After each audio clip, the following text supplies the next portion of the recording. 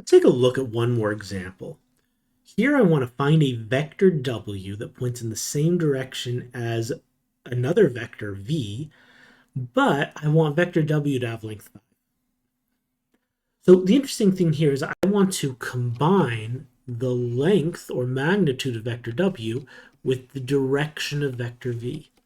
Notice that means I don't care how long v is. I don't care about the magnitude of vector v. So a first step would be to strip out that magnitude and focus on just its direction. Isolate the direction for vector v. That means I want to normalize vector v. I want to turn it into a unit vector. So I'm going to find a unit vector u that points in the same direction as vector v.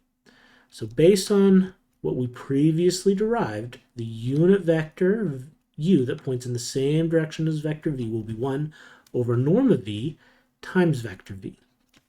So let's start by calculating that 1 over norm of v. So norm of v is square root of the sum of the squares of the components. So vector v is negative 2, 0, negative 1, 1. So I get negative 2 squared plus 0 squared plus negative 1 squared plus 1 squared.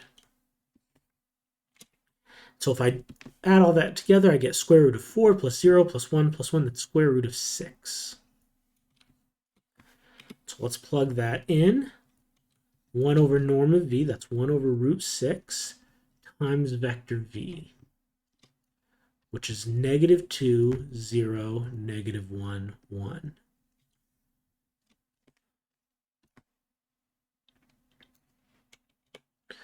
And so just do the scalar vector multiplication, multiply the 1 over root 6 in, and my normalized vector is negative 2 over root 6, 0, negative 1 over root 6, 1 over root 6. Okay, so we're most of the way there. This vector is a unit vector, a vector of length 1, pointing in the same direction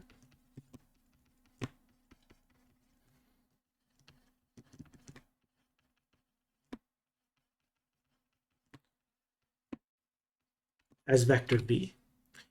Now, what I want, though, is not a unit vector.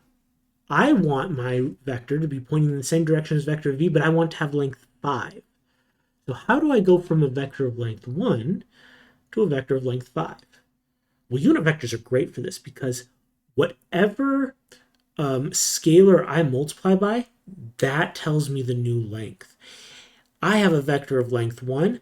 I just want to stretch it so that it's 5 times as long as it is now to get a vector of length 5.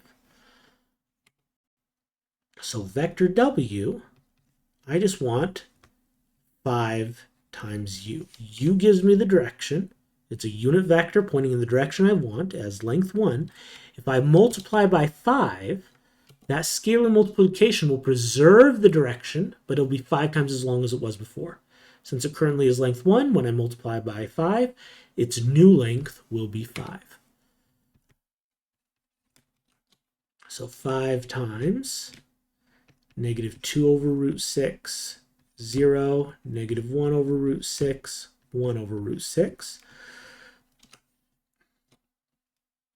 So if I multiply by 5, I get negative 10 over square root of 6, 0, negative 5 over square root of 6, 5 over square root of 6. And that's my final answer. That's vector w. That vector is pointing in the same direction as the original vector v, but it has length 5.